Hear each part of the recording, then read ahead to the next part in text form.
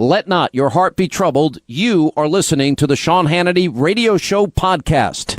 All right, glad you're with us. A lot of breaking news right now. So far, apparently, the Judiciary Committee has not heard back from Professor Ford, and there's some questions as to whether they said they were going to testify. She is going to testify. Grassley said, well, then Judge Kavanaugh might not be going back next Monday. We'll give you the latest on that. Also, I have so much information to share with you as it relates to a huge, massive double standard. We'll get to all of that. We have new text messages that are really bombshell. The president's decision that he will unclassify and send out unredacted versions of the FISA warrant applications against Carter Page that everybody needs to see, and the 302s as it relates to Bruce Orr and Christopher Steele. All of the 50,000 text messages, emails between, Strzok and Page, but also Comey and McCabe and Orr and Christopher Steele. It's all coming out. Isn't that interesting? The only one that's having a conniption about it and a meltdown about it is Adam Schiff, who I predict is going to be proven to be liar Schiff. All right, but first, the president now is with the president of Poland, President Duda, as he now is talking about a number of things, especially Judge Kavanaugh. Let's listen in. John Decker of Fox, please. Thank you, Mr. President. Two questions for you, one on Judge Kavanaugh and also one on trade. On Judge Kavanaugh, yesterday you said, we want to go through a full process. You said, we want to make sure everything is perfect, everything is just right. To that end, what would be the problem with the FBI reopening their background investigation into Judge Kavanaugh? Would you support such a thing? It wouldn't bother me other than the FBI, John, said that they really don't do that. That's not what they do. And now they have done supposedly 6 background checks over the years as Judge Kavanaugh has gone beautifully up a ladder. He's an incredible individual, great intellect, great judge, impeccable history in every way, in every way. I feel so badly for him that he's going through this, to be honest with you. I feel so badly for him. This is not a man that deserves this. This should have been brought to the fore. It should have been brought up long ago. And that's what you have hearings for. You don't wait till the hearing is over and then all of a sudden bring it up. When Senator Feinstein sat with Judge Kavanaugh for a long period of time, a long, long meeting, she had this letter. Why didn't she bring it up?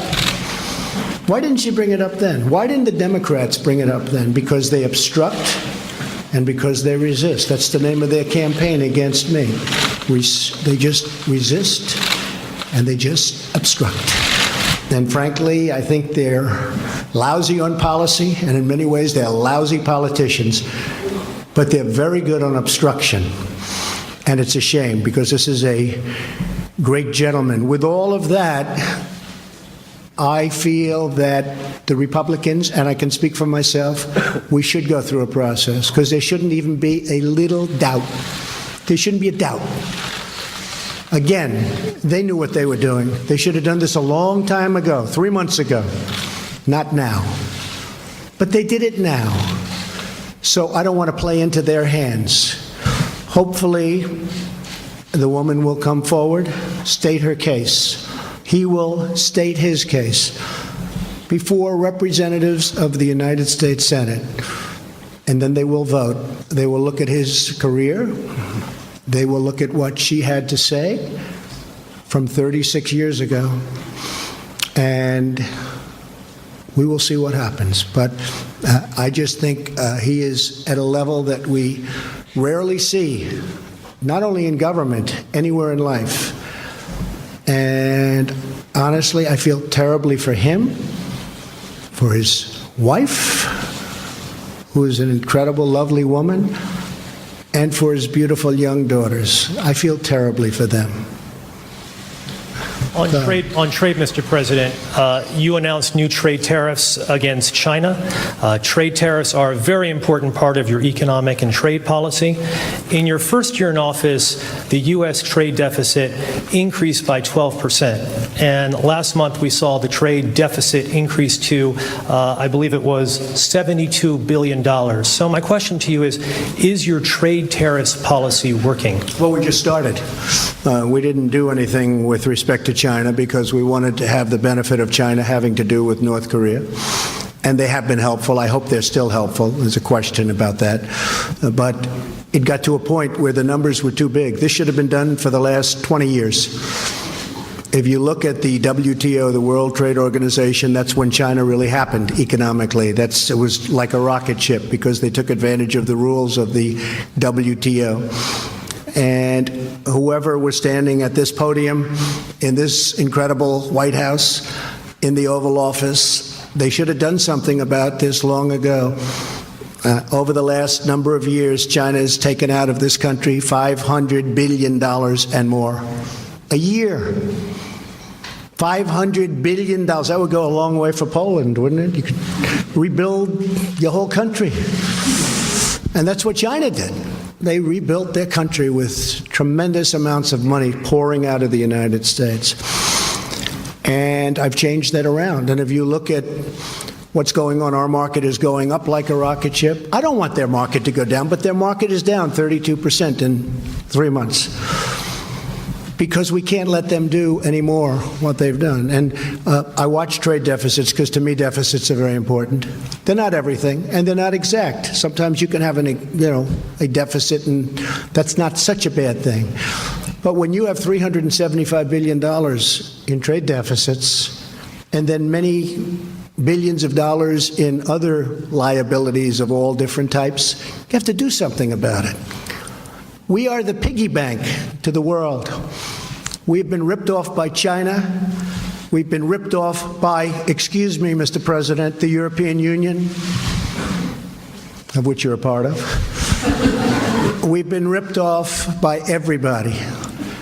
And I want to protect the American worker, the American farmer, the ranchers, the companies.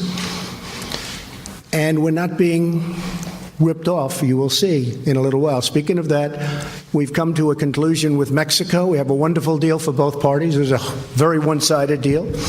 Now it's a good deal for both parties. Very happy with it. The new president had conversation, and it was terrific. I think we're going to have a very good relationship. We'll see.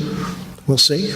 We want help on the border because we have the worst immigration laws in the history of mankind or womankind. We have horrible, horrible immigration laws, so we want help. But we've come to a conclusion with Mexico.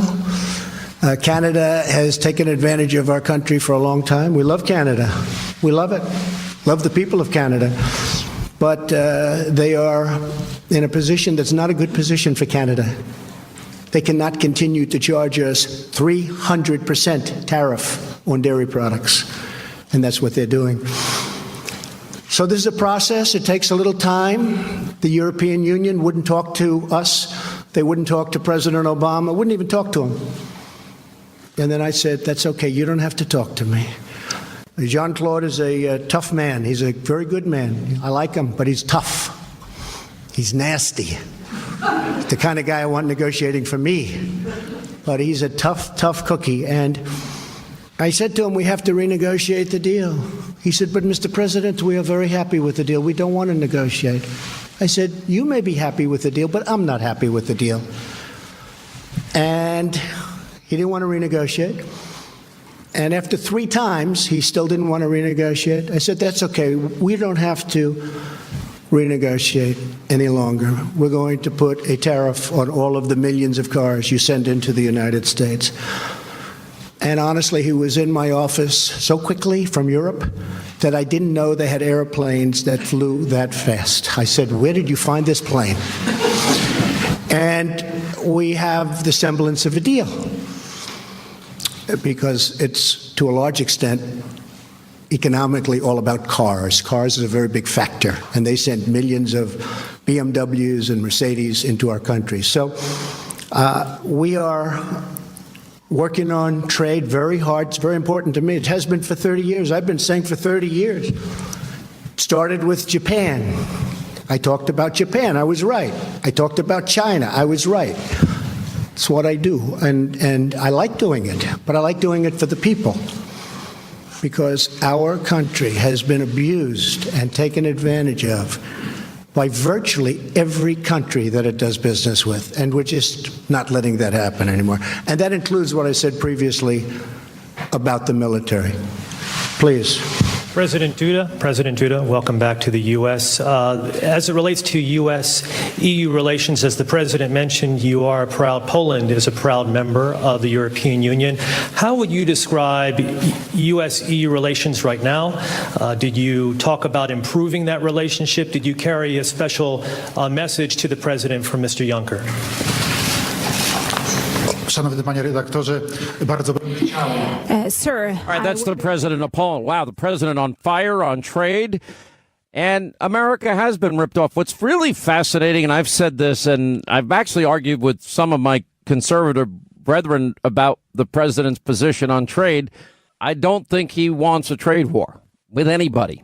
I just, think about this. Whether you're negotiating with NATO in terms of we pay 72 cents of every dollar, or you're negotiating a better trade deal with Mexico and Canada and the European Union, how far do you think you're going to get if you say, look, we really need to redo this, It's not going to work. The only way that you're going to get a better deal is you got to act like you're willing to have a trade war. And once they see that, so far the response has been positive, and they start renegotiating because there is a lot of truth to it. I mean, it's sad when you think of our European allies in particular, and we bear the burden of cost for protecting them, and we're just asking them to pay their share of GDP. We're paying nearly 4% GDP, about 3.5%, a little over 3.5%. And then countries like Germany, not only are they not paying their fair share, under 2%, but then they end up doing deals, making Russia rich again and making billions and billions of dollars in energy deals with Russia. It is stupid because all that's doing is strengthening the main enemy that they're worried about for Europe, and that is Putin. And they're now putting, 70 to 80% of their economy, the lifeblood of their economy is energy, and they're getting it from somebody that is not stable in a hostile regime. It's not smart. As far as China goes, my prediction is they're going to come to the table, just like Canada is now at the table, and they're going to make a deal. That's my prediction. All right, we've got a lot of breaking news. Senate Democrats now, there's something going on that I can't quite put my finger on as it relates to Professor Ford. Apparently, she's not willing to testify and is not accepting the invitation and stonewalling a little bit on the invitation to testify before the Senate Judiciary Committee. Senator Grassley saying he's not gotten an answer yet.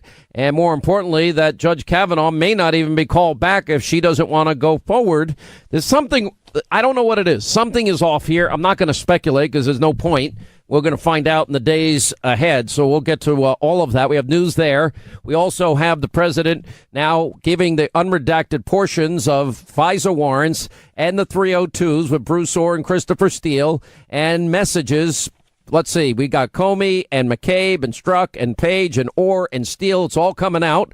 Let's see what's there. Everybody that tells me they know what's in it, I have not seen it, tells me the same thing. All right, so much going on in the news today. Russiagate prosecutors preparing to indict a top Obama official. I'll get to that. More released text messages showing Strzok and Page plotting to concoct bogus chargeable crimes for Russiagate prosecutors. And the president, this is going to be a big deal. President declassifying, unredacting the FISA warrants, the 302s, Gang of Eight, and a lot of the information, emails, text messages, Comey, McCabe, Strzok, Page, Orr, Christopher Steele, it's all going to come out. The reason that you see Shifty Schiff panic the way he is because he's scared because he's going to be caught in one big lie.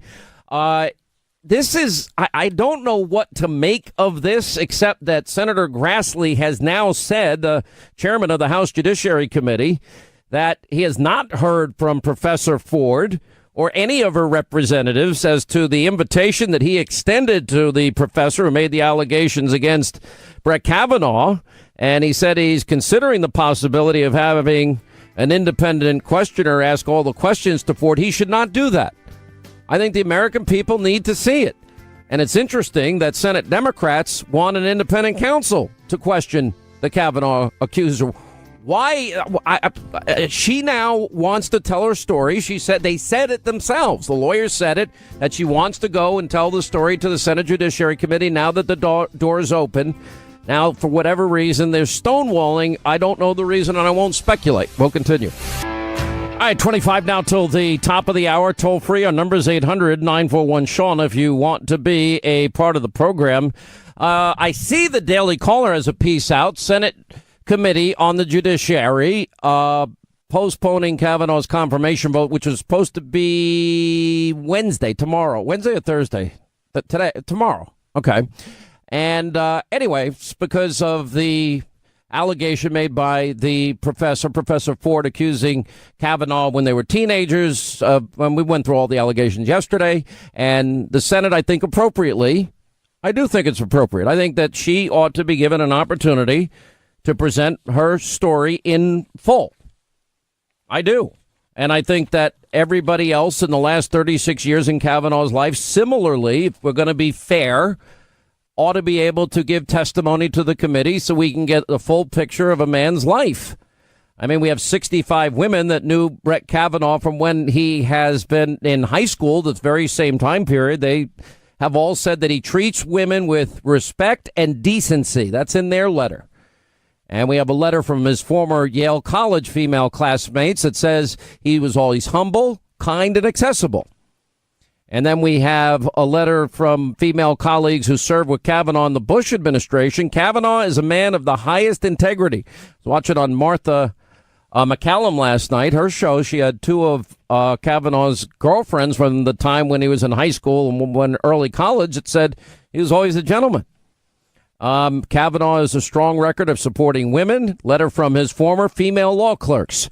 Kavanaugh's character is exactly what the Senate should be looking for in a nominee of such an important position. Julie O'Brien is mother of one of the girls that Judge Kavanaugh coached in basketball. In other words, there is, everybody now, this is the fact that they had this in July and did nothing with it raises questions, rightly so, in everybody's mind. And the president just pointed that out. Why didn't they bring it up at the time if they thought it was so serious? Lindsey Graham brought up a point last night, which I thought was pretty interesting. And why did she never planned on going public? Why did she take a lie detector test in August? And they had this since July. You never know. Look, after Robert Bork and what happened to Clarence Thomas, who I think is one of the finest Supreme Court justices we've ever had, and has served his country with great honor and distinction. And if you have never read My Grandfather's Son, it's such a good book. I highly recommend it. Tells about his life growing up and how hard and tough it was. It's so inspiring to me. Anyway, so we have one Senate Democrat now suggesting the Senate should appoint an independent counsel to question both Brett Kavanaugh and Professor Ford. And Doug Jones, who floated the idea, he doesn't mean like a Robert Mueller style special prosecutor, but still, when you start tossing around terms like independent counsel, I'm not really sure, what the Democrats mean by this. Politico points out, I'm reading from Politico, while the GOP waits to hear about whether Kavanaugh's accuser, Christine Blasey Ford, is going to testify. They also are discussing the use of a third party to question Ford in an effort to make the hearing appear more fair, less political, according to one GOP senator. Well, I have faith that the senators would have the ability to be fair, ask her questions, and about the experience. I think this is such an important position that I think everybody should be heard. And then I think after you hear the totality of witnesses and all that literally span the course of 36 years of Judge Kavanaugh's life, I think at that point you're going to have a pretty good idea of whether or not this is a person that ought to be appointed to the Supreme Court. Anyway, so it would be better to have either a counsel for the majority, a minority staff that might do this. It could be an independent counsel or designate just one or two senators. I'm trying to understand why. Why all of a sudden this resistance? Because they said she would testify. They said she was going to appear. As of now, Charles Grassley has said that she has not accepted the invitation to come before the Senate Judiciary Committee.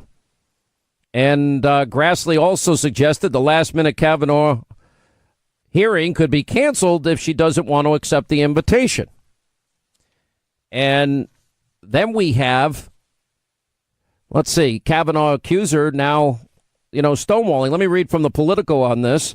The woman who is accused that Supreme Court nominee Brett Kavanaugh of sexually assaulting her decades ago when they were teenagers has not yet confirmed her appearance at a public hearing the GOP is planning next week, according to a top Republican senator. That would be Charles Grassley. They reached out to Professor Ford's camp several times since the professor came forward with the story of a high school era assault by the president's pick to the U.S. Supreme Court. Although Ford's lawyer said that her client would be open to a fair proceeding, it remains unclear whether she would agree to a planned hearing on September the 24th that Republicans have set up for all sides in this particular case. Look, I do think that of all people, I don't often agree with Senator Susan Collins of Maine, but she rightly pointed out this is unfair to everybody involved, that they had this information in July and then they would not share it with anybody or allow anybody to pursue it. And then the week of the vote, all of a sudden now that gets printed in the Washington Post. Everything gets revealed. Anyway, back to Politico. The lack of response raises the question, do they want to come to the public hearing or not? Grassley said in an interview with my old friend Hugh Hewitt. And if Ford and a lawyer ultimately opt out of the GOP's public hearing invitation, Democrats have skipped a staff-level call with Kavanaugh on the matter, casting doubt on their participation. Republicans will face another tough decision on whether to press ahead with the nomination. I don't think it's that tough a decision at that point. If she doesn't want to take the opportunity to go further and expand and discuss the issue with the Senate Judiciary Committee, because it's the constitutional role of the Senate to advise and consent, then, Dianne Feinstein started this whole thing. She leaked the identity to the press.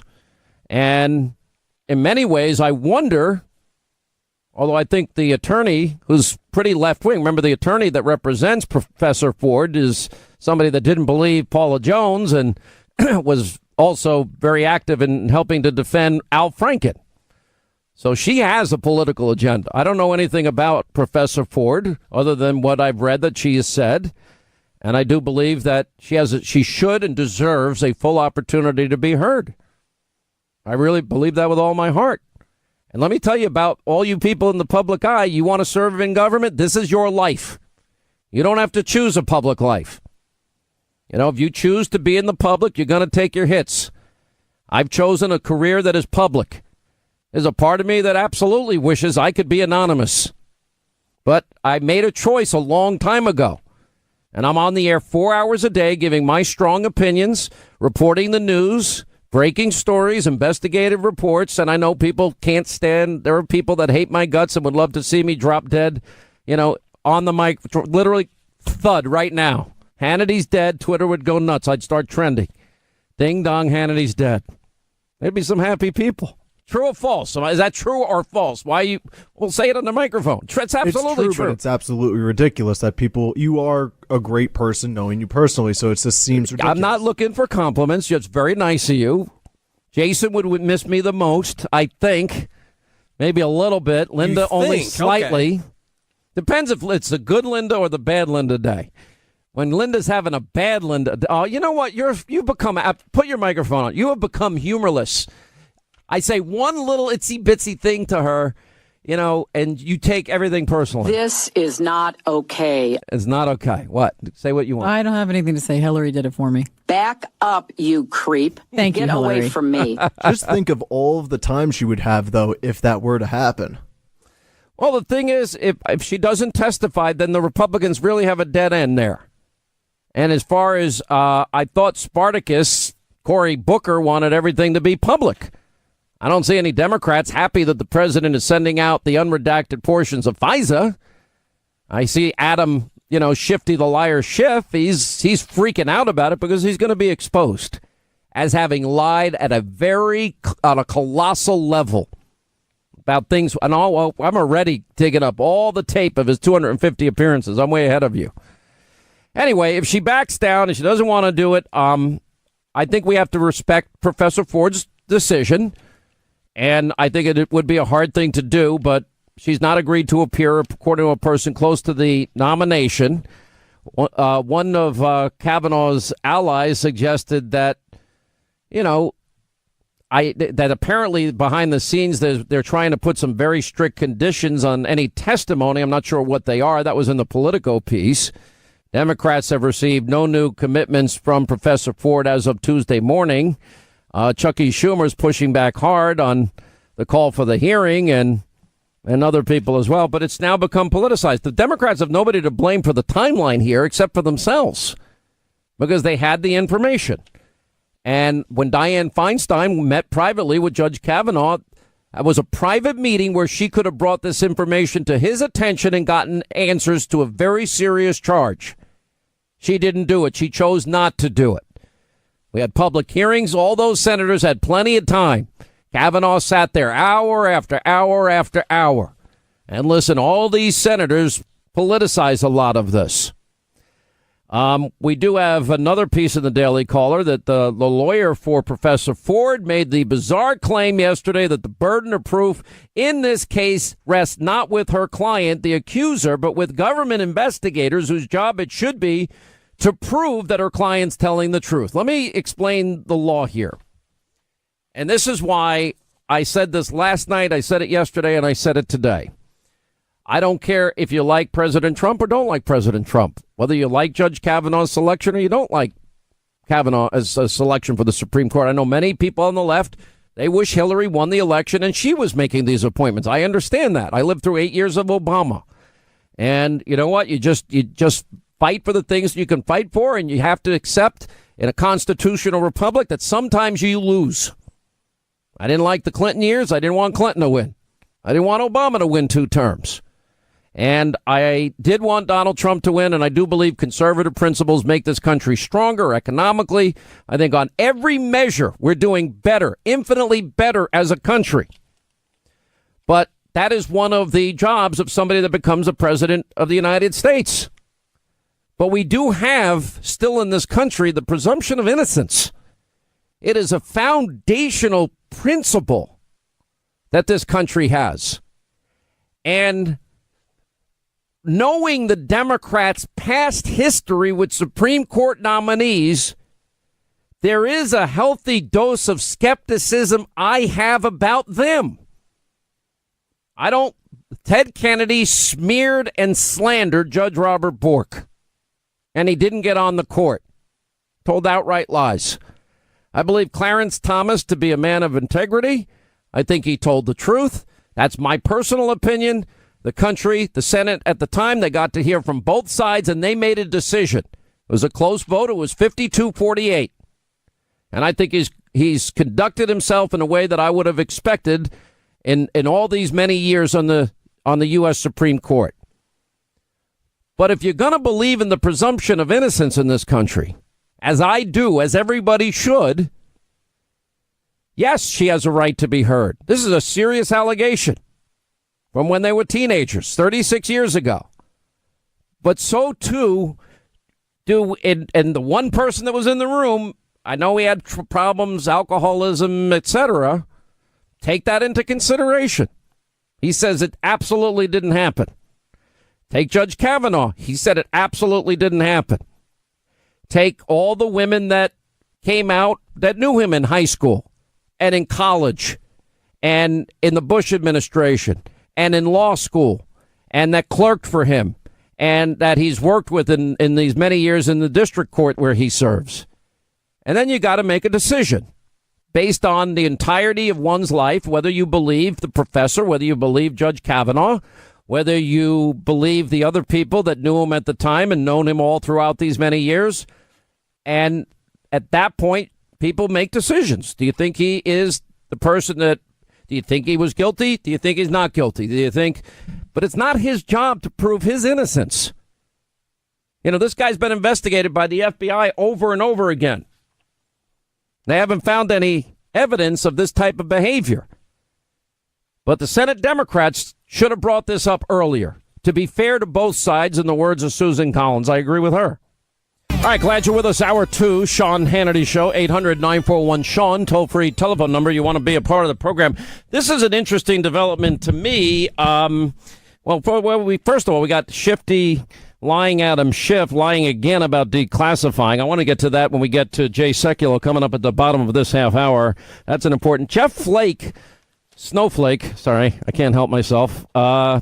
It's interesting because he was the first Republican on the Judiciary Committee to announce that he couldn't vote to confirm Brett Kavanaugh unless Professor Ford had an opportunity to testify before the committee. But now with Ford seemingly balking at the idea of testifying and refusing to respond to what has been multiple invitations to testify, Senator Flake seems to be losing patience, and Senator Flake, who's been undecided, said he is insisting on the following Senate rules, which means providing a notice of 1 week.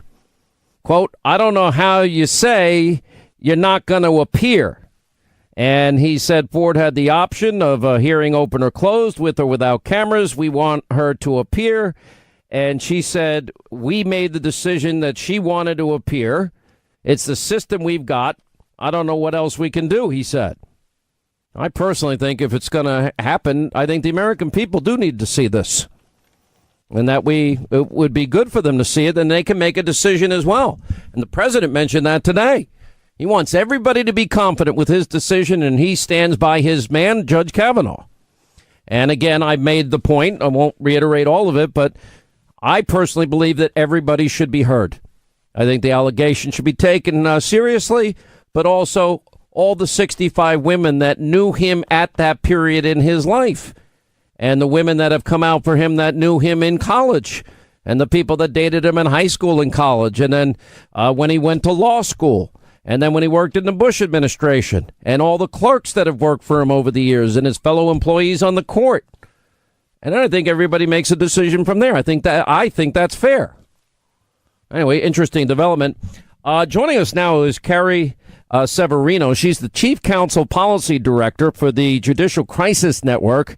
Megan McCaleb is with us. We welcome her to the program. She went to high school with Brett Kavanaugh. They remain good friends to this day, somewhat 36 years later. Maura Kane is with us. She actually dated Brett Kavanaugh in high school and is friends with him as well. Thank you all for being with us. We appreciate it. Carrie, welcome back. I'm sure this is probably a hard thing for all of you because of the public spotlight in all of this. Maura, you dated Brett in high school. This is around the time that this supposedly happened. This allegation is being made. What kind of person was Brett Kavanaugh back in that day?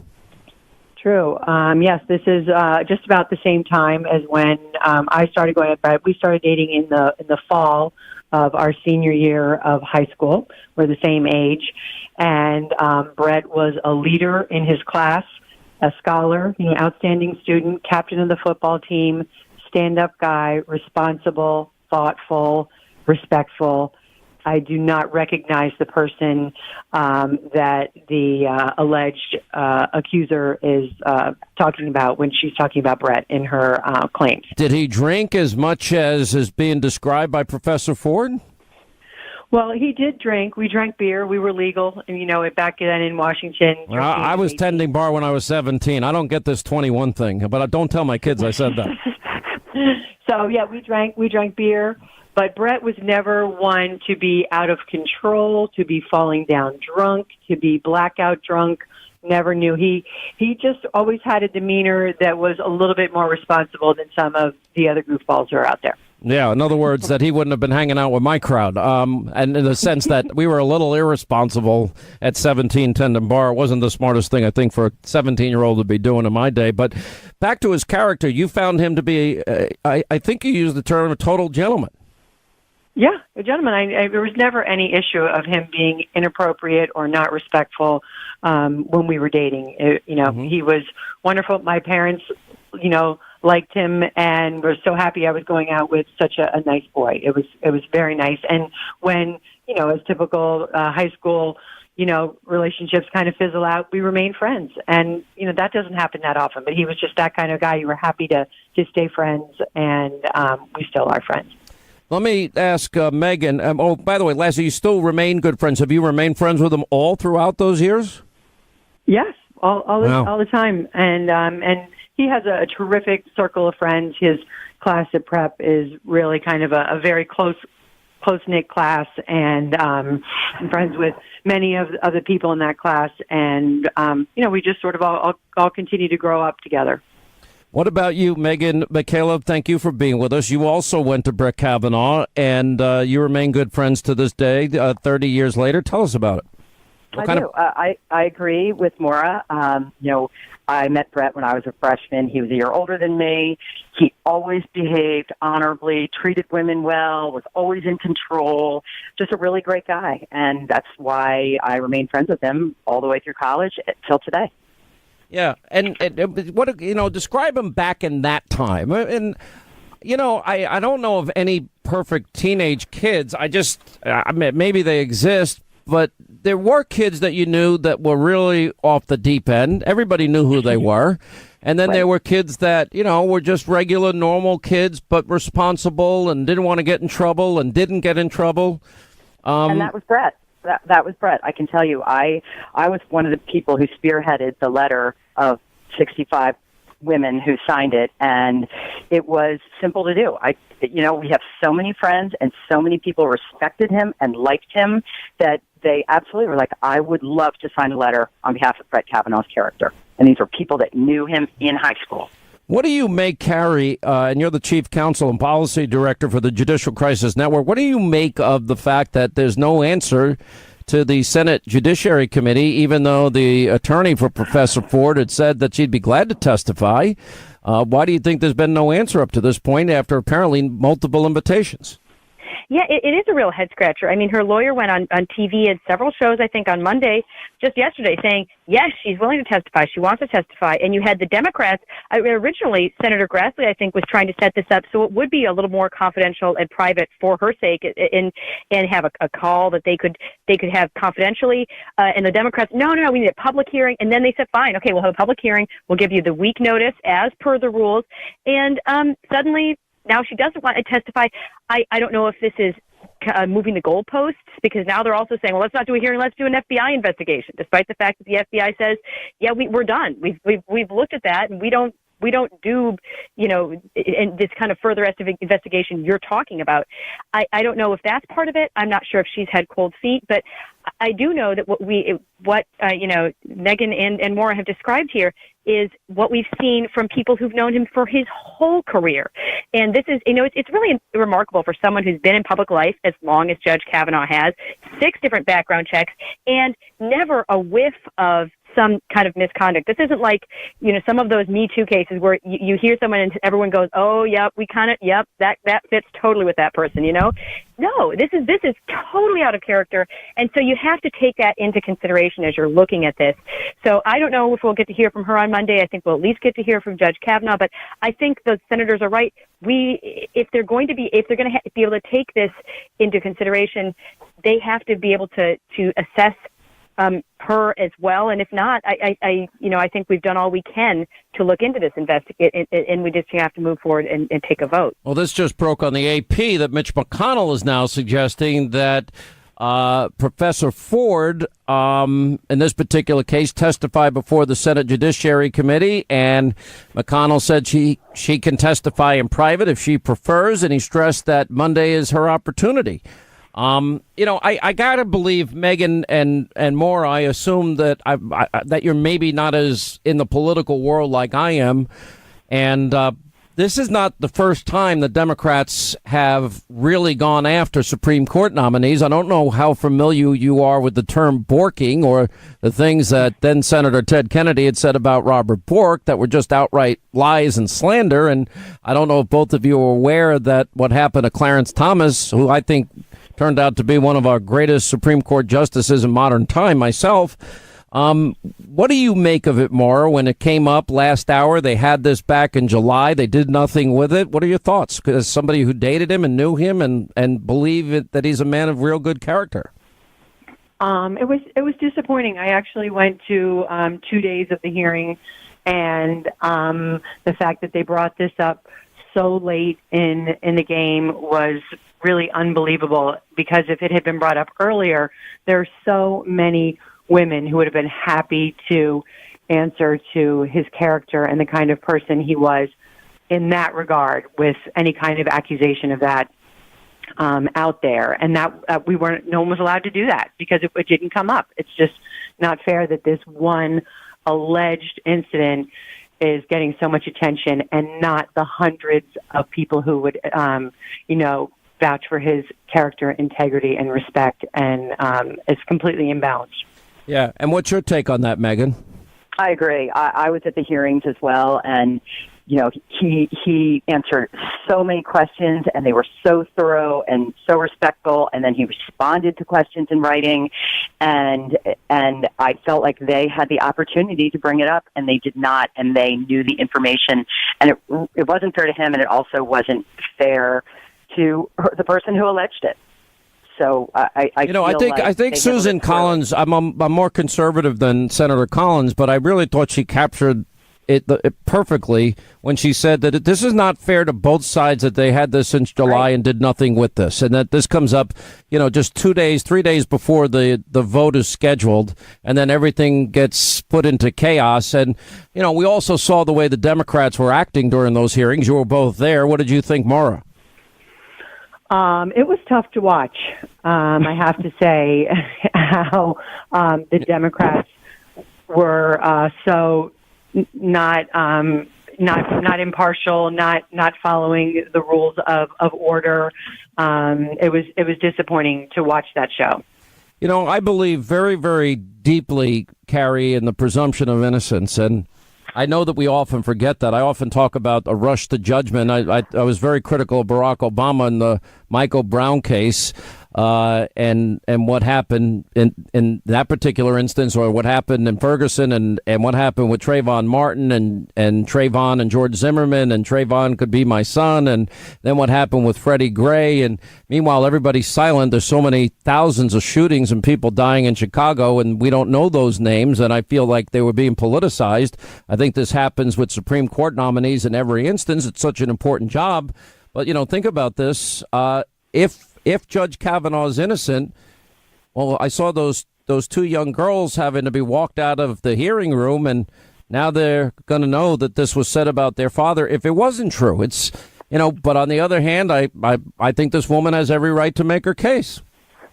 Yeah, absolutely. I do wish it could have been dealt with in the proper order, which would have meant they could have addressed it in a way that would have protected Ms. Ford's confidentiality and Judge Kavanaugh's reputation, because you can't unring that bell. I mean, now this is something that unfortunately is going to be out there on his record, even if it turns out to be completely unsubstantiated. It doesn't matter.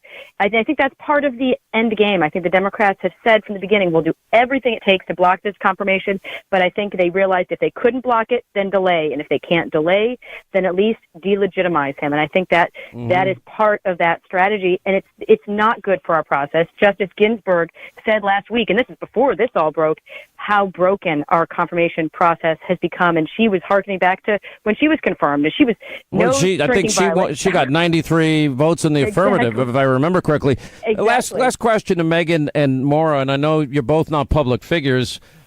You've got to imagine people like me are insane to ever want to be in the public eye, because this is what happens. I mean, my kids Google my name, it's going to come up Hannity is Satan first thing they'll see. I'll just say that, I am happy to speak out on behalf of Brett, and because I believe in him, and I knew him back then, and I know he was a gentleman, and he deserves to be confirmed. That said, a lot of our friends that are the 65 are, not political at all and don't want to come on TV or be quoted. And I understand that too. It's quite a circus. Yeah. Was that Maura or Megan that said that? I'm sorry. That was Megan. Megan, I'm sorry. Maura, last word. Our thoughts, we are thinking of Brett. We are completely supporting Brett in this. I feel terrible that he and his family are having to go through such scrutiny, and it's tainting his perfect qualifications for the Supreme Court. I'm so disappointed, but we are all supporting Brett, and we know what's right, and that he should be confirmed without any kind of tainting of his character. I will say this: I couldn't get that many people speaking out in my favor. So, well, I think it's very honorable that you guys, as friends, feel a sense of duty to go into the public eye. It's not easy because the media is so corrupt in this country, to be honest, but that's my own personal views. Thank you for sharing. Maura, thank you. Megan, thank you. Carrie, thank you. Jay Sekulow checks in with us. Also, Jim Jordan's going to join us. James O'Keefe. Yeah, there is a deep state attempted coup. Apparently, people think that they can undermine the president and get paid by you and me, the taxpayer. Straight ahead. Now let's hit our phones here. We have Anita in Oklahoma. Anita, hi, how are you? And we're glad you called. What's going on? Oh, Sean, thank you. It's so good to talk to you. What's going on? Well, I wanted to give you a victim's point of view. I was almost raped at age 5, 3 inches and 3 seconds, and it would have been all over. And I was almost raped. Oh, my gosh. As a freshman in college. And I can tell you, I remember the names. I remember the places. I remember the times. It wasn't until 7th grade that I realized what I was remembering from being 5 years old.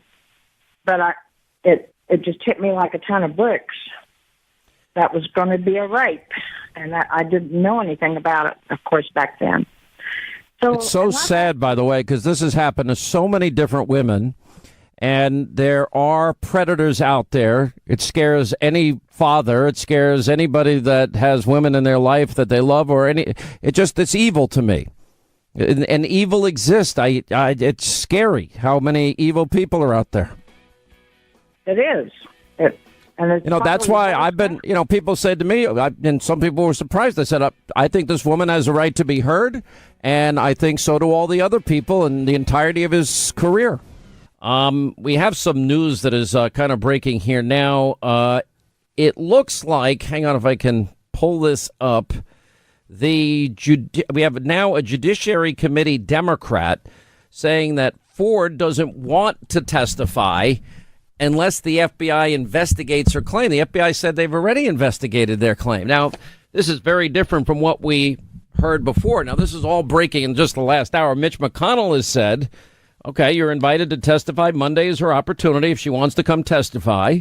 And he even said that she could do it behind closed doors if she wants, which I think is extraordinarily respectful. I think the American people would like to see it and hear it themselves so that they can have the confidence themselves in what goes on and what the process is all about.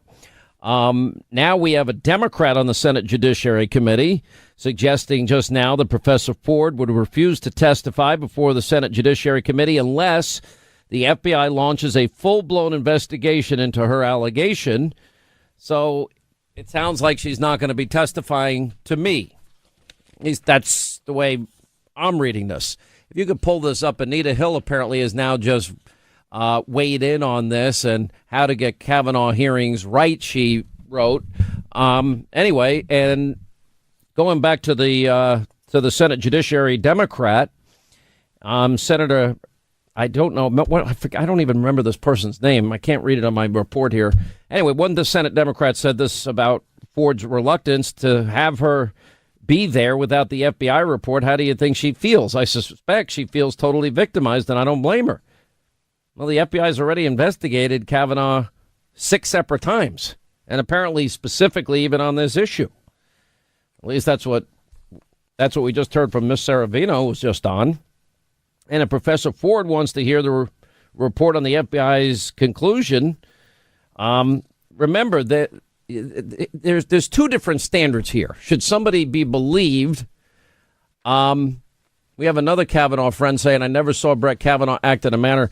Then you have the legal standard. Legally speaking, I mean, the statute of limitations has passed. And one of the reasons I guess we have statute of limitations on cases like this is because over time, people's memories, evidence, witnesses, you don't have an opportunity to even put the case together, whether you agree with that or not. Now, we do know Mark Judge was identified as the person in the room. He says, I have no more information to offer the committee, and I do not wish to speak publicly regarding the incidents described in Dr. Ford's letter. And he has said it did not happen. So that's what he's saying about it. I have a copy just hot off the presses of Anita Hill calling on senators to get it right at Kavanaugh's hearing over sexual assault allegation. There's no way to redo 1991, but there are ways to do it better, she writes. The facts underlying Professor Ford's claim of being sexually assaulted by a young Brett Kavanaugh will continue to be revealed as confirmation proceedings unfold, yet it's impossible to miss the parallels between the Kavanaugh confirmation hearing of 2018 and the 1991 confirmation of Justice Thomas. 1991, the Senate Judiciary had the opportunity to demonstrate its appreciation for both the seriousness of sexual harassment claims, the needs for public confidence in the character of a nominee to the Supreme Court. It failed on both counts, and obviously she has an opinion. You know, one of the big questions I remember back at the time about Anita Hill is she said that she had followed then now Justice Thomas to another job after these alleged incidents had occurred. And people were asking, those become tough questions in moments like this. But I stand by what I say. I think if Professor Ford wants to speak, let her speak. I think she should have a fair opportunity to tell the Senate Judiciary Committee everything she wants to tell them about Brett Kavanaugh. And I also think that Brett Kavanaugh should have a fair opportunity with the presumption of innocence to respond. I also believe that we should look at the totality of his life. There are 65 people that knew him when he was in high school, like two of the people we just had on. One dated Brett Kavanaugh. They're all saying the same thing. That is not the person we knew in any way. And then we could also go throughout the rest of his 36 years in the interim. We could talk to people that he went to high school with, people he went to college with, people he went to law school with, people that he served with in the Bush administration, people that clerked for him, people that worked with him on the court that he currently serves. Anyway, Jay Sekulow is with us. He is with the American Center for Law and Justice. He's their chief counsel. He's also counsel to the president. That would be President Trump. How are you, sir? I'm good, sir. I'm looking at all of this. It appears now one Senate Judiciary Democrat is now saying that Professor Ford won't testify unless the FBI investigates her claim. That just broke. What's your reaction? Well, that's not the way the process. The process does not work that way. So I think what we have to go back to here is process. I think that's very important. You said this just a few minutes ago, and that's this. Here's what the Constitution says. The Constitution says the president has the authority to appoint nominees to courts, including the Supreme Court of the United States. He nominates. The job of the Senate is to advise and consent.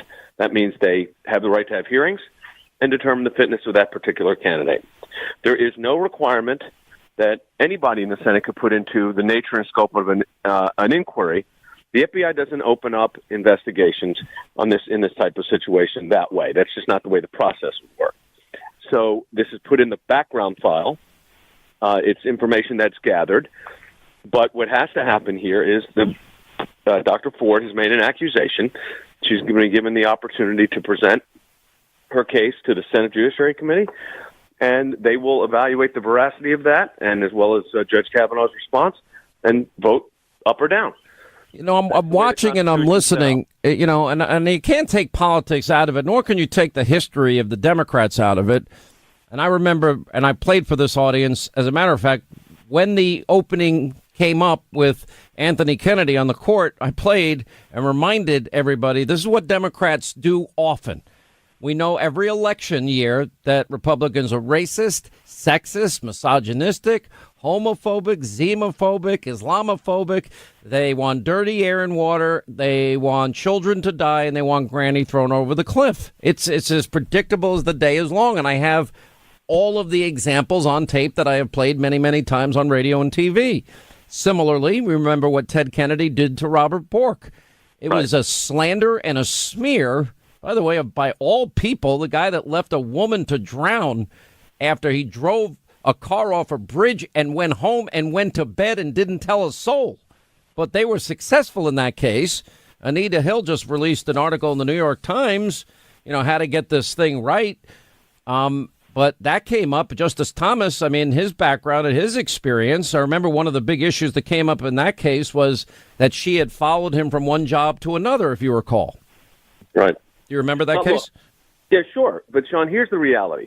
The reality is there was a reason the founders put forward the Constitution separation of powers so that each branch of government has its role and authority. On it, we're talking about a confirmation to the Supreme Court of the United States. So if there is an allegation, which there has been, and if, as has happened, the Senate has determined that that allegation should be vetted, in other words, discussed, then you put that evidence forward under oath, under the penalty of perjury for both sides, and they put forward their case. And then the Senate makes a determination within the Judiciary Committee of whether they will move that to the floor of the Senate. If we follow the Constitution, it works. And that's what has to happen here. Why do you think this was withheld for so long and the Democrats knew about this back in July and they did nothing? Couple reasons. One is maybe they thought they were going to trip Judge Kavanaugh up on some other issue so that they wouldn't have to do this. Number two, 11th-hour issues are frequent. You know that. I know that. This is an 11th hour issue. This is the October surprise, so to speak, except we're still in September. And I think you take it a step forward from there. And again, I'm not casting dispersions on anybody. Vet it out in the process. That's the best way for this to move forward. I agree with you, and I know some people actually get mad at me for saying that. I know. I'm getting people getting mad at me. I said it on your broadcast last night, but honestly, I think if you're going to be fair, and I believe in the presumption of innocence, which many of my colleagues in the media clearly do not. I think if somebody makes a serious allegation, that they should have an opportunity. Now, even Mitch McConnell has said that she can speak publicly. It can be an open hearing, and it could be on television, or it could be a closed-door hearing. Now, personally, I would like to see it, but I think that is done with great sensitivity and respect to her, and I think that's the way it should be handled. Right. I think it's whatever's most best comfortable for her. For Dr. Ford. I agree with that. Yeah, but an allegation has been brought forward. But I'll tell you the one thing they should not do. Don't have this allegation brought forward, no witness come forward, and then leave the judge hanging. Well, it looks like it may come to that because it looks like it may come to that because I don't think so. I think if the Senate follows the rules and follows the Constitution, there will be a just outcome and a proper determination. But do you have to follow the rules? One thing that Lindsey Graham pointed out to me last night, and I hadn't thought of it. She said that she'd never intended to go public, but she did have a lie detector test administered, and it was shown to be truthful in August. Right. Does that seem suspicious? Clearly, Senator Feinstein had this information for months, and the whoever's involved in putting this forward is trying to tighten their case up. That's what I think this is. What do you mean by that? What does that mean? Well, Sean, here's what's happened. You got an 11th hour attempt. The guy was sailing to confirmation, right? We all know that. Everybody knew it. He did great in his hearings. He's got a stellar reputation. Now an incident's been raised, an allegation that when he was literally, you're talking about when he was 16 years old, 30, whatever it is, 6 years ago. 36 years ago. An allegation's been made. And the judge said he's ready to respond to that allegation once that allegation is put forward in a Senate hearing, which is the process. So everybody that says, well, let's follow the rules, follow the Constitution, and follow the process, guess what? That's the way the country is set up to operate. So I think they're doing the right thing by offering Dr. Ford the opportunity to do it privately, open, whatever makes her more comfortable. Judge Kavanaugh should be able to respond accordingly. And that should be it. Then they should decide whether to vote or not, whether to move it forward or not. They get the right to vote. And I think that's, if we follow the Constitution here, this works out best for everybody. The one that's making the accusation and the one that's been accused. Let me ask you about, we'd be negligent. It's a bit of due process, yeah. I'd be negligent if I didn't ask you about the president and the declassification and unredaction of FISA and the 302s and apparently emails from Comey and Strzok and Page and Orr and Christopher Steele. There's going to be a lot of information coming out. When do we expect it? Yes.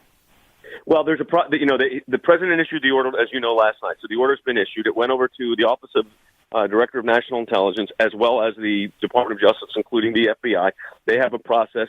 They are doing what they call a compressed schedule. So, I don't know the dates any more than anybody else does, but I expect that we'll see documents in an expeditious fashion. I think you'll see them sooner rather than later, that's for sure. All right, Jay Sekulow, counsel to the president, chief counsel for the American Center for Law and Justice. Thank you for your time. We appreciate it. Toll free on numbers 800-941-SEAN if you want to be a part of the program. James O'Keefe, we had the anonymous piece written, somebody trying to undermine the president from within the White House. But apparently there are groups of people, resistance members spread all throughout government. It's a first in a series of videotapes by Project Veritas. We'll ask James O'Keefe about it. Then Jim Jordan is sent out a tweet today applauding the president's decision to declassify portions of the Carter Page FISA application and communications from key people in the FBI and DOJ who ran the Russia investigation. Comey, McCabe, Strzok, Page, and Orr. We'll ask Jim Jordan about that. And all right, as we roll along, Sean Hannity Show, 800-941-SEAN if you want to be a part of the program. James O'Keefe, remember the anonymous piece in the New York Times? James O'Keefe, well, his undercover cameras are finding there are a lot of little saboteurs all throughout government. And in the first of what is going to be a series, we've got the tape. And the tape apparently not flattering to people work at the State Department. The State Department just responded. We'll get to that and so much more. And also, Jim Jordan is coming up in the next half hour. He's happy that the president's declassifying and unredacting. Straight ahead. All right, news roundup and information overload hour here on the Sean Hannity Show. Glad you're with us. Toll free, our telephone numbers 800-941-SEAN. James O'Keefe strikes again, and of course, he is the founder of Project Veritas. And we're going to talk to him in just a minute here. We've now learned a lot about, quote, the resistance after the anonymous piece went in the New York Times. Those that would be working within the administration, Washington, and literally trying to sabotage the agenda of the president. James O'Keefe has been undercover with deep within and has been able to infiltrate and expose now some deep state within our government agencies. This is going to be part of an ongoing series. I've known James for many years. He only lets a little bit out at a time. He's very, very chintzy when it comes to giving me more tape than what he's revealed. And I'm only kidding, of course. He shares generously. But this newly released undercover video shows a State Department employee bragging about how they use their time at the agency to organize for what is the D.C. chapter of the Democratic Socialists of America, the DSA. And Project Veritas and James O'Keefe released this video earlier this morning. And we're going to show some of this on Hannity tonight, but you can hear for yourself. We're going to play a number of cuts here. This is an individual, Stuart Carafa, who works at the State Department, says he does Democratic Socialists for America stuff on our dime. We get paid for. And by the way, just before airtime today, a State Department spokesperson responded to James O'Keefe's tape. I can confirm that Stuart Carafa is a management and program analyst with the Bureau of Overseas Building Operations. We take seriously any allegation of a violation of the Hatch Act and financial disclosure rules and are closely reviewing the matter. This is a personnel matter that we cannot comment on further at this time. Anyway, here is that tape. I work for the State Department. I'm a civil servant, so I'm a union member and all that good stuff. But yeah, I don't know. It's a little problematic. I look at it this way. So now that the administration cut my program that I was on, it was a cool data analytics program, and we were going to modernize, democratize, shine sunlight in places where it should be, and they cut it. And now I'm just straight 8:30 to 5, so it gives me so much more time and like emotional bandwidth to do all this stuff instead of so like it's that I'm gonna do DSA work. Yeah, pretty much. Now, this guy, as the undercover tape continues, he actually says that he'll resist everything and mess things up, well, curse words, FSH up at every level, everything he can. Here's what he says. Resist everything. Everything. Every level. Now, he goes on just to save time, but he also says that his managers are rubber stamping his political activities. He says that he sends out his DSA stuff, Democratic Socialist of America stuff, at 5:31 right after his regular job ends, but he's writing it all while he is at work. He doesn't believe that he'll be punished, saying, well, maybe someday I'll go to, Board of Elections jail. Probably not. And he says he has nothing to lose because he can't be fired from the State Department, and says, his managers rubber stamp it. Anyway, James O'Keefe is the founder of Project Veritas, and this is only part one of how many people did you get deep state resistors within our government sabotaging the administration and their policies? Many, Sean. You described our MO accurately, and I will announce on your show, I'll give this news to you, that tomorrow we're releasing tapes of the DOJ people, Department of Justice resistors. So many, but of course you have to release them one at a time. That's what we do to get the media to pay attention. I'm only kidding, obviously, when I say you're very generous in sharing it. We read the New York Times piece, the anonymous piece, and I'm reading this and I'm like, it's like they're openly sabotaging their own government. Yeah, the New York Times just made the deep state no longer a conspiracy theory, but unlike Bob Woodward and unlike the journalists which conspire with these so-called anonymous sources that relay information secondhand, I'm not the source of this information, Sean. The State Department guy is the source of the information. I don't show you anonymous sources. I show you his lips moving. You could see his demeanor. You can see his mannerisms. And he's so arrogant and cavalier that in this tape, he literally says, I can't get fired. He says, quote, it's impossible to fire a federal employee. So they just rubber stamp my forms. This guy's a steering committee member of the Democratic Socialist of America. He does this at work, and he says, nobody will hold me accountable. So this is the whole thing represented in this deep state series here. Well, and this is the point. There's a couple of issues here. One is you have somebody that is openly sabotaging the very government that's giving him a paycheck. And secondly, the guy's not doing his job. The guy's working on his political activities on our dime. We're paying this guy. And he says he has a union that protects him, a federal union. He says, I'm a civil service worker. So there's a need for civil service reform. There's a need.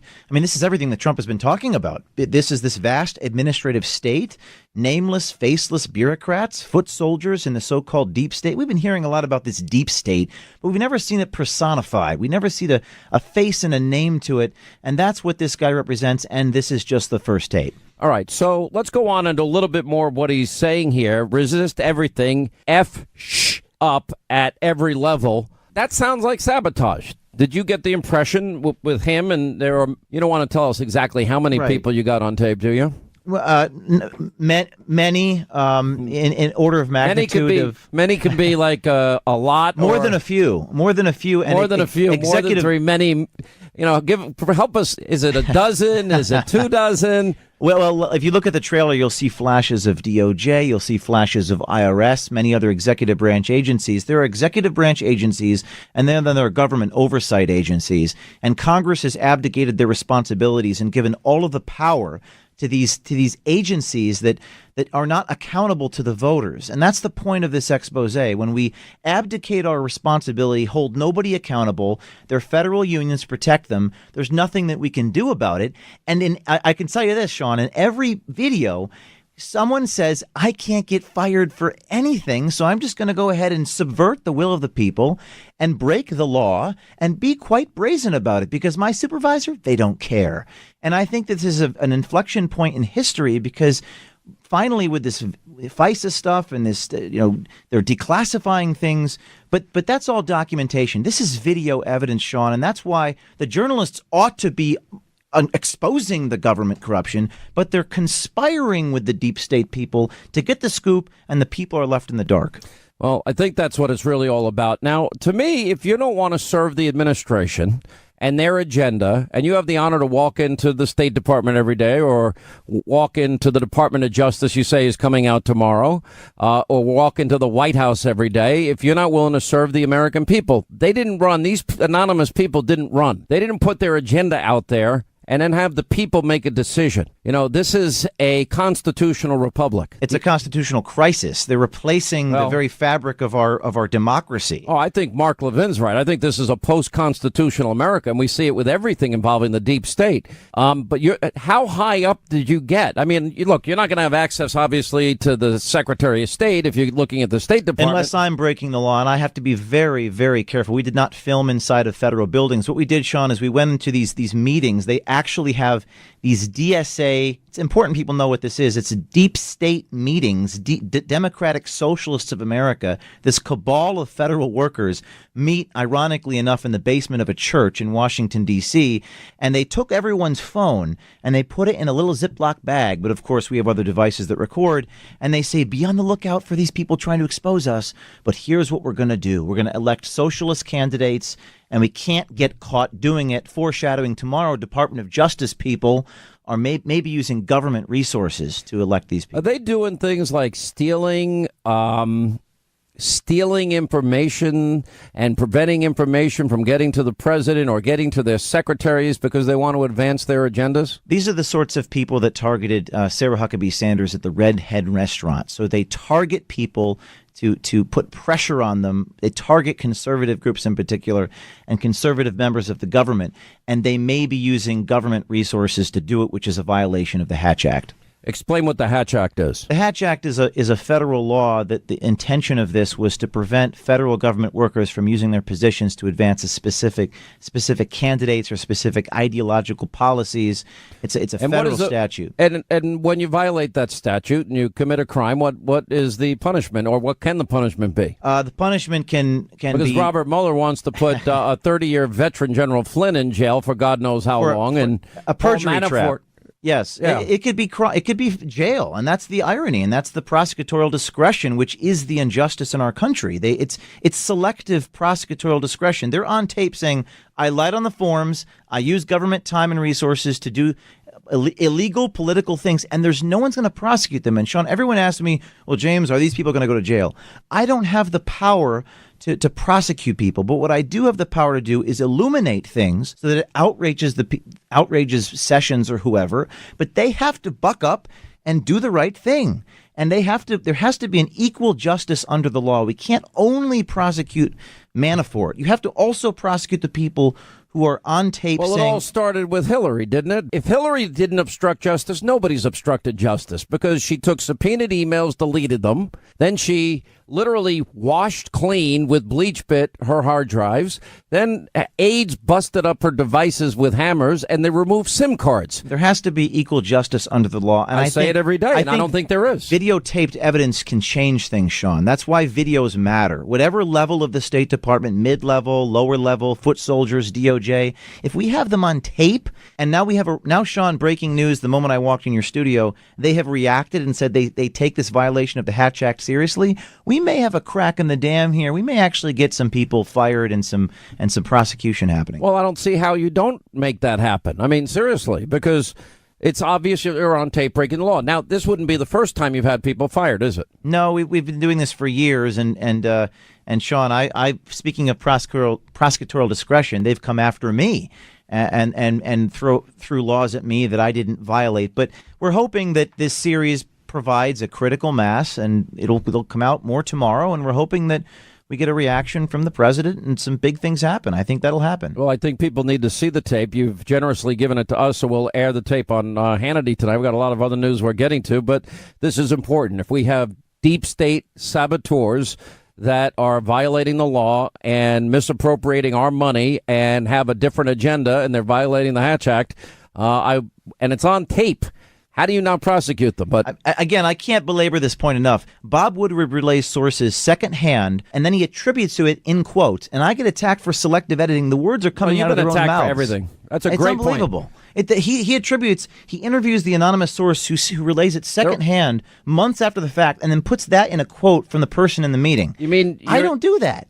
Mr. O'Keefe, you think there's a double standard in the media, really? They hold me to I mean, I'm not going to complain because Breitbart once told me that... They beat me up for letting you tell your story. The tragedy is it's not about me or you, it's about the reality. It's about the country. Truth. It is about truth. And there's not a lot of truth in media today, period. No, but hopefully we're trying to restore and there's not equal justice under the law either. No. Or application of our laws. That's very true. Yeah, and I'm worried about the future of our country, and there's an election in 49 days. 49 days. This could be a watershed moment. What happens right now over the next week with these hearings, with these videos, this could be a watershed moment in politics. People have to wake up, but they have to see it. Why do you always make me wait for the next day, and then I get another tape, then the next day and I get another tape, then the next day I get another tape? No, I think you're smart, but it's annoying to me. It's the way that the media operates. And then when I met Andrew Breitbart years ago, he told this is just the way the media operates. You have to release it a little bit at a time because we're facing an unjust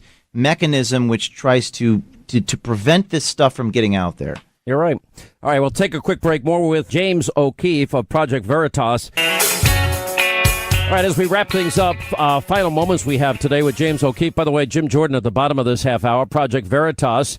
Anonymous is only the tip of the iceberg, and he's got more releases coming in tomorrow. You got the State Department today, and then you have people from the DOJ, and why would I expect maybe the executive branch, the IRS? Where are we going next? Multiple government agencies. I think tomorrow we're definitely going to launch the DOJ piece where we talk about more violations of this Hatch Act. Again, this is a group called Democratic Socialists of America.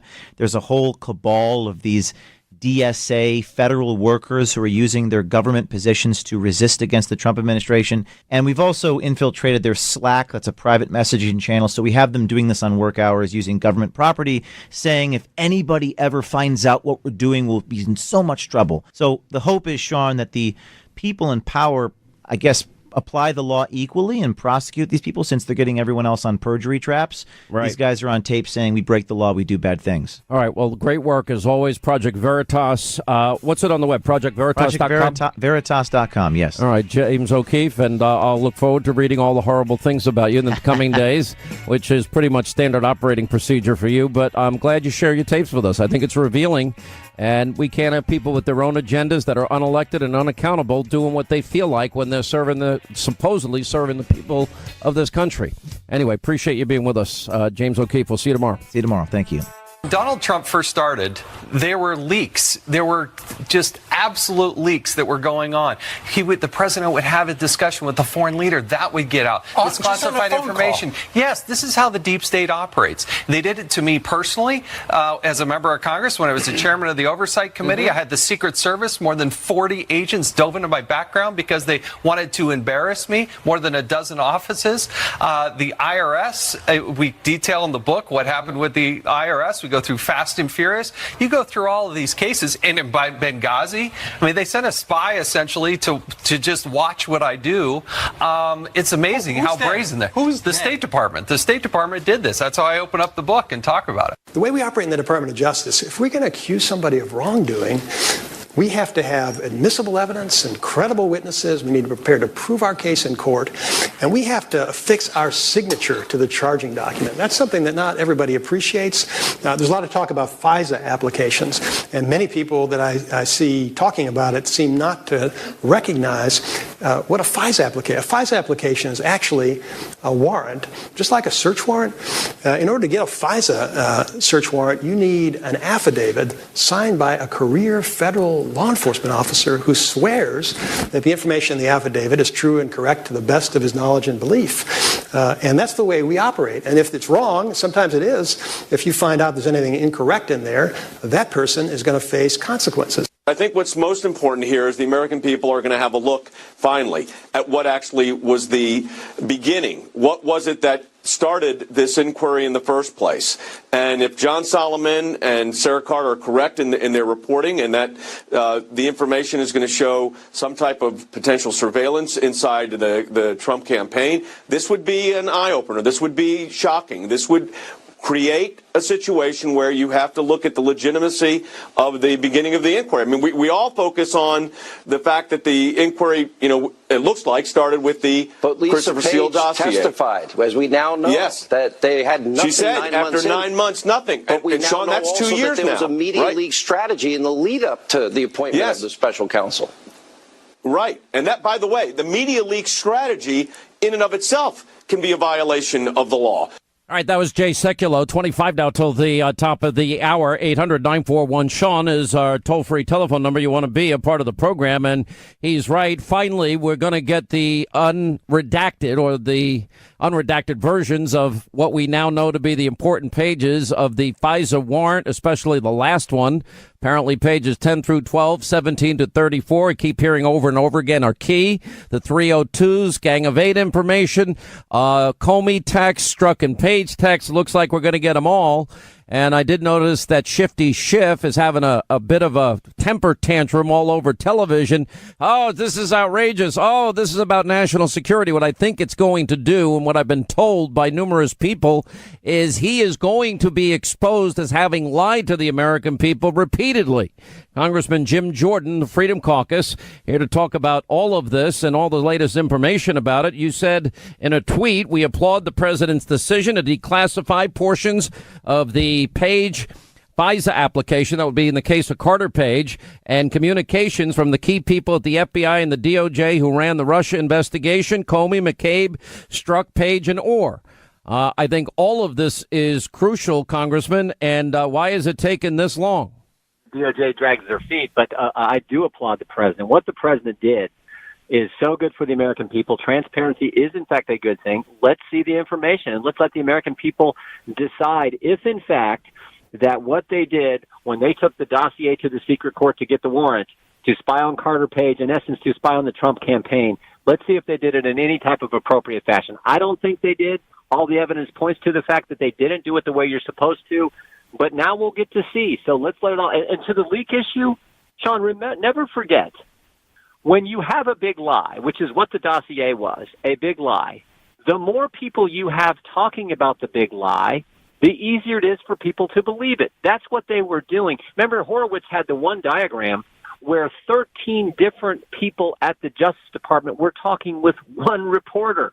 One reporter. So this was a coordinated strategy to get information out there to pass the big lie, the dossier, off as something that was actually truthful and straightforward, which in fact we know it was. Do you know or have a good idea what you expect is going to come out of this information when it finally does become available, and how long do you think it's going to be? I don't. The second question, I think we may start to see something later this week. I talked with a staff member on the Intel Committee. His best guess was sometime later this week we might start to get some information. I hope that's the case. I think, I wanted this information out like you did a while back, but it's going to come at some point. I hope we get some of it later this week. So we'll see. Let's get the information. Let's evaluate it. I don't know for certain what it's going to contain. My hunch is that the FISA application, it will largely be what's not there. Like what's not there, like no telling the court about the Orr's involvement in putting together the dossier, no talking about who actually paid for the document, i.e. the Clinton campaign, and probably no discussion about the fact that Christopher Steele, the guy who wrote the document, had this extreme animus towards the president. In fact, he told Bruce Orr that he was desperate to stop Donald Trump from being president. I don't think they conveyed that to the judge at the FISA court, but we'll find out when we get this information. Yeah. How long is it going to take? Because everyone's asking, when's it coming out? When's it coming out? Yeah, I think the earliest we see anything is later this week. Now, the other thing I like what the president did, he not only asked for the notes of Bruce Orr and Chris Steele's conversations, he not only asked for the portion of the FISA that you just talked about, and he not only asked for the stuff that was given to the Gang of Eight, but he said, let's release the information from the key players, Comey's text and communications, McCabe's text and communications, Page, Strzok, as well as Bruce Orr. And what's interesting about these five people, they've either been fired or demoted in their jobs at the Justice Department. I mean, Comey was fired. McCabe lied 3 times under oath. He was fired.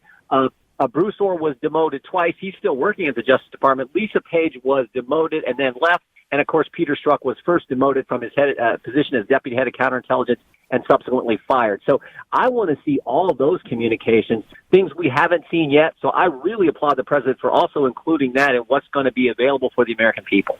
Well, I think this is the main thing. Did you ever think we'd be in a position in the United States of America where, in fact, Hillary would have a case fixed for her? That, in fact, that she would end up paying, and of all ironies, for Russian information, and the very people that exonerated her, even though she was guilty of many things, and she funnels money through a law firm to an op research group that hires a foreign national that gets Russian information. Then they use it as the bulk of information as a FISA warrant. They propagandize the American people. Then top people within that lied to FISA court judges 4 separate times, and then top people in the FBI, the DOJ. They're leaking before and after Donald Trump becomes president, before to stop him from winning and propagandizing the American people, after to undermine his victory, undermine the will of the people, and they even have a media leak strategy to do it. To that would trigger the special counsel, which it appears it did. I can't believe this is happening in our country. The worst thing I've ever seen. I thought the IRS targeting was the worst until this came along. And I want to thank you, Sean, for you have been tireless on this issue. You and a handful of reporters are all that cover this thing. But this is as bad as it gets. What they did is never supposed to happen in this country. And as I travel around the country and around the 4th District of Ohio, every single day, I just came from a lunch meeting where people talk about this. Every single day, someone will come up to me and say, I am so sick of this double standard where there is one set of rules for the connected class in Washington, Comey, Lynch, Clinton, Lerner, these kind of folks, and a different set of rules for us regular people. And that is what has got to change. And I applaud the president for what he's doing on this, the fight he's had, and what you've been doing to expose the wrongdoing that took place at the FBI.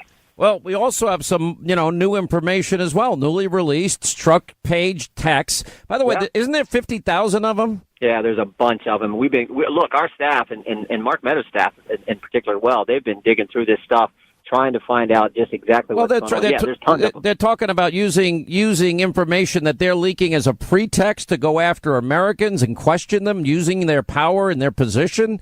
The latest one discussing an open case in, quote, a formal chargeable way after James Comey was fired, despite the fact that Page told congressional investigators that after 9 months that they had zero evidence of Russian collusion, which then explains their media strategy, which was to leak, to get the appointment of Mueller. That's what Comey's deal was. Yep. And then it reminds us, is this the insurance policy? Well, we don't know, but we do know what Lisa Page said in the deposition.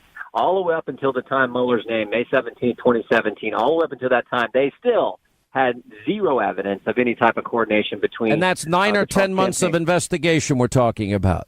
Yeah, they had been investigating. They launched the investigation on July 31st of 2016. They got the FISA in October of 2016. So still all the way up to, they'd renewed the FISA a few times, and they still didn't have any evidence. But what we do know is what you just pointed out. The Clinton campaign hired Perkins Coie, who hired Fusion GPS, who hired Bruce Orr's wife, Nellie Orr, who then hired Christopher Steele, a foreign national, put together a document that was not true to take to a court. Christopher Steele talked to Russians when he put that document together, took him to a court to go spy on the other campaign. There was the collusion, not on our side. So this is the frustrating part. And so many Americans have had it with this, and they said, get this information out there so we can see exactly how they did it all. I think the precipitous of this, and, I've not had the ability to see any of this. I just haven't. And, but everybody that I ask that does know, I just asked them, well, is it, where is it on a 1 to 10 scale? And everybody says a 10. I think one person said a 9. I mean, is that what you hear? I mean, I don't know what you have access to. It's certainly more than I do, but. Yeah, I think it's going to be good information. I mean, good in the sense we're going to be able to put it all together in an even more clear way. I think it's clear right now, but I think in an even clearer way what they did. But I don't like to get ahead of it. I'll just say when it comes out, let's read through it. Let's figure it out. Like I said, I am really looking forward to seeing all these text communications that from Comey and McCabe and Strzok and Page and Bruce Orr. I want to see all that as they're talking amongst themselves. Because as you said, Sean, these were the key people. These were the ones who ran the Clinton investigation and launched and ran the Russian investigation. So I want to see it all. All right, Jim Jordan of the Freedom Caucus, thank you for being with us. He's also running. You bet, brother. All right, my friend, 800-941-SEAN is our number.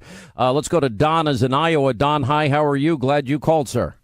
Hi, Sean. Thank you for taking my call. I really appreciate James O'Keefe, and I appreciate you being the conduit for free information in this country. Thank you. Well, I'm trying my best, and there's a few of us out here that are fighting hard in what is an informational crisis because everybody's so agenda-driven and just lying in the mainstream media every day. It's corrupt as it's ever been. Well, you do more in a week than I could do in 8 years in the Marine Corps. Thank you. Oh, no. I don't believe that. Thank you for your service, sir. What's on your mind? Well, I was calling about this whole thing with Judge Kavanaugh with this accusation and Dianne Feinstein sitting on it for 6 weeks. I guess she had this information and held it, and I suspect that she held it all this time because she knew it was nothing and how fake it looked. But this is a Hail Mary. Listen, it sounds like you have a wind tunnel there. Look, this is what the Democrats do. That's why every American, I'm saying, I urge you to be fair-minded. All right, so this woman makes an accusation. They knew it in July.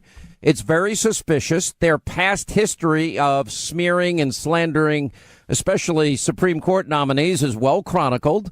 I think there's a certain original, healthy degree of skepticism everybody should have. And I say, let the woman talk. Now, apparently, according to everybody, she's been invited and she has not yet fully accepted the invitation of the Senate Judiciary Committee.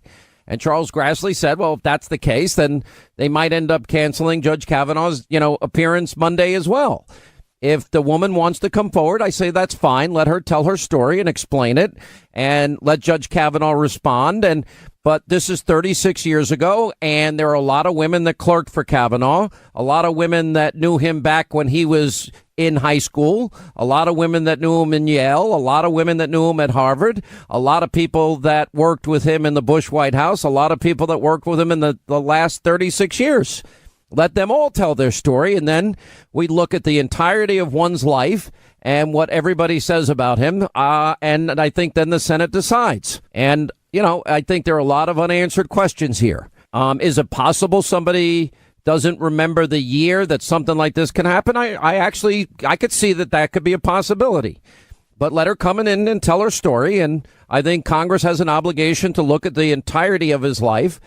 And I don't know why, if she said she didn't want to be public, Lindsey Graham brought up a point last night that I agreed with. And why did she get a polygraph at that point?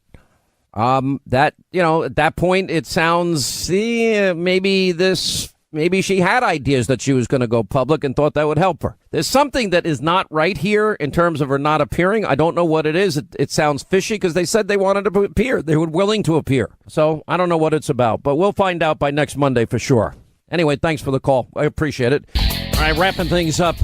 What a day. What news? Never stops. Will she or won't she is the headline on the Drudge Report. Professor Ford, is she going to go or not go? It's interesting. I just got this.